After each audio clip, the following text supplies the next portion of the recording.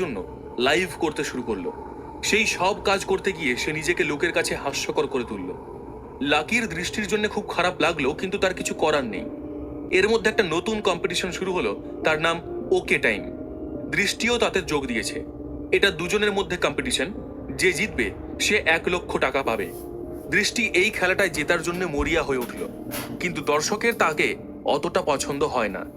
দৃষ্টির competitor C এর রুমে একজন দৃষ্টি সম্বন্ধে কমেন্ট করলো, এই মেয়েটা কয়েকদিন ধরে লাইভ করছে, কিন্তু এখনো বুঝতে পারলো না দর্শক কি ধরনের হোস্ট পছন্দ করে। এই কথাটা বেশ অনেকজন সমর্থন করলো। আসলে লাইভে দর্শকরা একটু পোলাইট আর সফট স্পোকেন মেয়েদের পছন্দ করে। দৃষ্টির মধ্যে সেই ব্যাপারটা মিসিং ছিল। কথা বলার সময় দৃষ্টির অন্তরের অহংকারী মনটা প্রকাশ পায়। সি এর মধ্যে এই গুণগুলো ছিল, তাই 20,000-এরও বেশি দর্শক তার লাইভ দেখে। এই খেলায় দৃষ্টির জেতা অসম্ভব ছিল। সি এর খেলার পদ্ধতিটাও ছিল অন্যরকম। দৃষ্টির মতন সে যে যা বলছে তাই করতো না। তার নিজস্ব কিছু গুণ ছিল, যেমন সে ভালো গান গাইতে ও নাচতে পারত। এইগুলো প্রদর্শন করে সে দর্শকদের মন জিতছিল। খেলা শুরুর সঙ্গে সঙ্গেই সি এর পয়েন্ট ক্রমশ বাড়তে থাকলো, আর সি এর রুম থেকে কয়েকজন দর্শক দৃষ্টির অ্যাকাউন্টে ঢুকে তাকে আজে বাজে কমেন্ট করতে শুরু করলো। দৃষ্টির কাছে একটা রিকোয়েস্ট এলো, 1 বালতি ঠান্ডা জল নিয়ে নিজের মাথায় ঢালো। এই রিকোয়েস্টের তলায় একটা বন্দুকের ছবি, অর্থাৎ 300 টাকা। আবার একটা রিকোয়েস্ট এলো, একটা কোলার বোতল অনেকবার করে ঝাঁকিয়ে এক ঢোকে ঘটঘট করে খেয়ে নাও, সঙ্গে একটা বইয়ের ছবি, তার মানে 100 টাকা। অন্য একজন রিকোয়েস্ট পাঠালো, 2টো পেন্সিল নিয়ে 30 সেকেন্ড নিজের নাকে ঢুকিয়ে রাখতে, এটার সঙ্গে একটা বিদ্যুৎ চমকানোর ছবি, অর্থাৎ 90 টাকা। এই সবগুলো রিকোয়েস্টের উত্তরে দৃষ্টি লিখে পাঠালো, আপনারা আমাকে যা যা করতে বলেছেন আমি এক্ষুনি করে দেখাবো, কিন্তু আপনারা আমায় রিওয়ার্ড দিতে ভুলবেন না। আর অন্য যারা দেখছেন তাদেরও যদি মজা লাগে তারা এক্ষুনি আমাকে লিখে পাঠান তাদের ইচ্ছের কথা।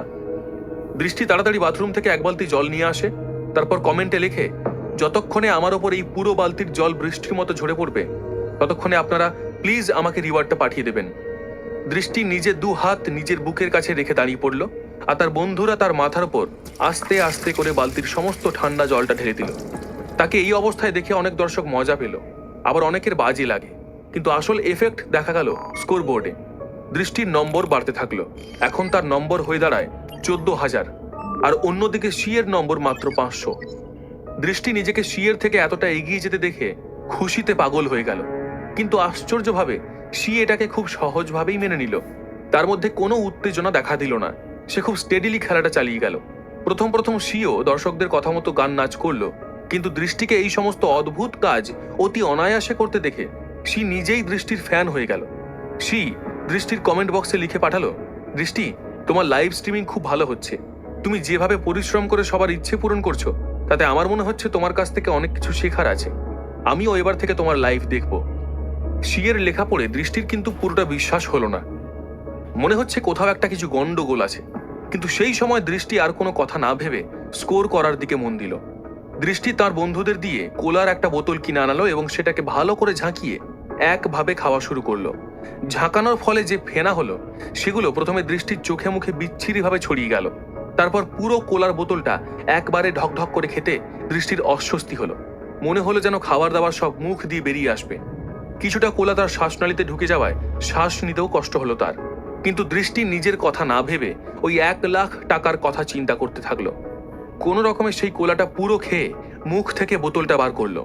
দৃষ্টির চোখ মুখের অবস্থা খারাপ হয়ে গেল, ঠোঁটের দুপাশ দিয়ে কোলা চুইয়ে পড়লো, তারপর তার একটা বড় ঢেকুর উঠল।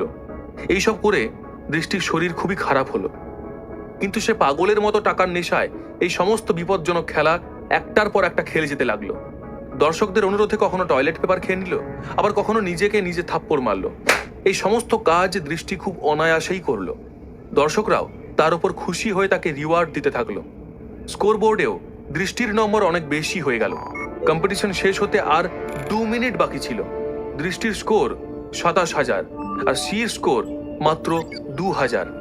দৃষ্টির মনে তখন খালি টাকার স্বপ্ন, 1,00,000 টাকার। দৃষ্টি এটা বুঝলো না যে টাকার লোভে সে নিজেকে প্রতারিত করছে, নিজেকে অসম্মান করছে।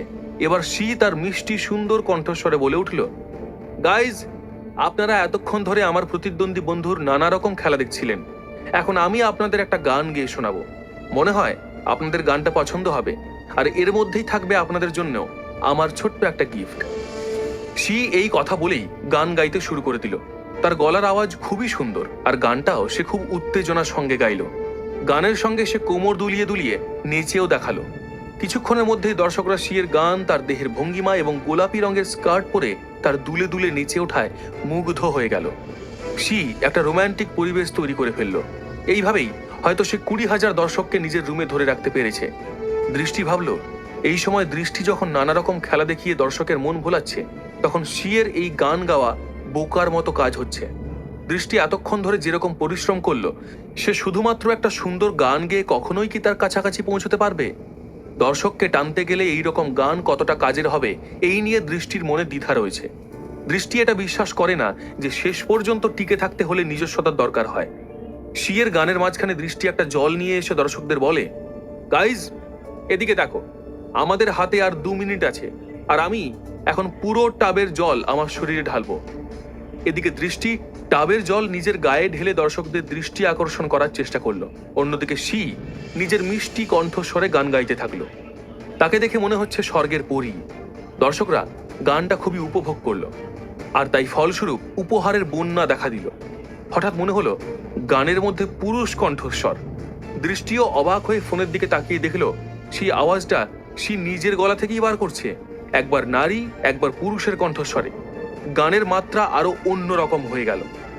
শিয়ের এই অভিনব গুণ দেখে দর্শকরা স্তম্ভিত হয়ে গেল, এবং তাদের তরফ থেকে কখনো সোনার আংটি, কখনো ডলার, এমনকি ভিলাও উপহার পেতে শুরু করলো শি। কোনো ব্যস্ততা না দেখিয়ে সে ধীরে ধীরে সুন্দরভাবে গানটা করে যেতে থাকলো। অন্যদিকে স্কোর বোর্ডে ঝড় উঠল। শিয়ের নম্বর দৃষ্টিকে ছাপিয়ে অনেক বেশি হয়ে গেল। সারা গা ভিজে থাকা সত্ত্বেও রাগে দুঃখে দৃষ্টি ঘামতে থাকলো। দৃষ্টি এবার চিৎকার করতে শুরু করলো, গাইজ প্লিজ, এতক্ষণ ধরে খেলা দেখিয়ে আমি আপনাদের মনোরঞ্জন করছি, আমাকেও কিছু রিওয়ার্ড দিন। আপনারাই পারেন আমাকে এই ওকে টাইমে জিতিয়ে দিতে। কথা দিচ্ছি, আমি জিতলে আপনাদের একটা সুন্দর উপহার দেব। সেই উপহার শিয়ের দেওয়া চমকের থেকে কিছু কম হবে না। দৃষ্টি এমনভাবে চিৎকার করে আর অধৈর্য হয়ে কথাগুলো বলল যে এটা ওর পক্ষেই অসুবিধাজনক প্রমাণিত হলো। চ্যাট বক্সে দৃষ্টির নামে নানান আপত্তিকর কমেন্ট আসতে শুরু হলো। একজন লিখল, তুমি কি ভেবেছিলে তুমি শিকে হারাতে পারবে? তোমাদের দুজনের মধ্যে তো কোনো কম্পিটিশনই হতে পারে না। তুমি একটু বেশি হাওয়ায় উড়ছিলে, দেখলে তো তার পরিণাম। শিয়ের ভক্তরা চ্যাটে লিখল, শি প্রোটেকশন গ্রুপ নামে আমাদের একটা গ্রুপ আছে, আমরা কখনোই শিকে হারতে দেব না। জেনে রাখো, শিকে হারানো মুশকিলই নয়, অসম্ভব। শিকে আমরা আমাদের দেশের 1 নম্বর সোশ্যাল মিডিয়া স্টার বানিয়ে ছাড়বো। এদিকে শি একইভাবে গান গেয়ে যাচ্ছিল। দর্শকদের ভালোবাসা আর সাপোর্ট শিকে আনন্দ দিচ্ছিল। আসলে শিয়ের খেলার ধরনটাই এরকম। সে আগে বুঝে নিত কম্পিটিটর কতটা শক্তিশালী, সে কি কি করতে পারে। শি তাকে দেখেই বুঝতে পারত সে আদৌ খেলায় জেতার মতো কিনা। শিয়ের যদি মনে হতো অন্য পক্ষ খুবই শক্তিশালী, তাহলে সে অন্য টেকনিক নিত এবং নিজের ভক্তদের ইশারা করে দিত তারা যাতে শিকে আরো ভালোভাবে সাপোর্ট করে। কিন্তু দৃষ্টির ওরকম লাফালাফি পাগলামি দেখে শি বুঝতে পেরেছিল কিছুতেই দৃষ্টি শিকে হারাতে পারবে না। তাই সে প্রথম দিকে চুপচাপ ছিল, বরং দৃষ্টিকে এমন ভাব দেখাচ্ছিল যে সেই জিতবে। শি জানত এরকম ভাবে লাফালাফি করলে শোয়ের শেষ মুহূর্তে দৃষ্টির এনার্জি শেষ হয়ে যাবে। তখন সে তার শেষ চমকটা দিয়ে দর্শককে একেবারে চমকে দেবে। তাছাড়া নানা রকম অদ্ভুত কাজকর্ম করতে গিয়ে দৃষ্টির চেহারার প্রতি কোনো নজর ছিল না। শি ছিল সেই ব্যাপারে খুবই সচেতন। কথায় আছে না, আগে দর্শনধারী পরে গুণ বিচারী। শিয়ের স্নিগ্ধ সুন্দর রূপ, তার সঙ্গে দ্বৈত কণ্ঠে সুরেলা গানের সাথে নাচ, এই সমস্তটাই দর্শককে অনেক বেশি আকর্ষণ করলো। কিছুক্ষণের মধ্যেই তার রেজাল্ট দেখা গেল স্কোর বোর্ডে। খেলাটা শেষ হতে যখন কয়েক সেকেন্ড বাকি, তখন শি দৃষ্টির থেকে প্রায় 3 গুণ পয়েন্টে এগিয়ে রয়েছে। দৃষ্টির মাথা প্রায় খারাপ হয়ে গেল, তার চোখ থেকে জল পড়ল। সে ভাবতে পারলো না এতখানি পরিশ্রম করার পরও 1 লাখ টাকা পেল সেই শি, আর তাও কত সহজভাবে। দৃষ্টির শারীরিক পরিশ্রমও যেমন হয়েছে, ঠিক সেই রকম ভাবেই লোকের অদ্ভুত সমস্ত ইচ্ছে পূরণ করতে গিয়ে দৃষ্টি নিজের কাছেও ছোট হয়ে গেছে। তার মনে হচ্ছে শি দৃষ্টিকে ছোট করার জন্যই আরো নিরুত্তাপ হয়ে গান গেয়ে যাচ্ছিল। অবশেষে দৃষ্টি হতাশ হয়ে নিজের মাথায় 2 হাত দিয়ে বসে পড়ল। কি হবে এখন? দৃষ্টি কি এত সহজেই হাল ছেড়ে দেবে? এই পুরো 1 লাখ টাকার প্রাইজ কি শিয়ের ঘরেই যাবে, নাকি দৃষ্টি আবার ঘুরে দাঁড়িয়ে নিজেকে প্রমাণ করবে? দৃষ্টিকে হেরে যেতে দেখে লাকি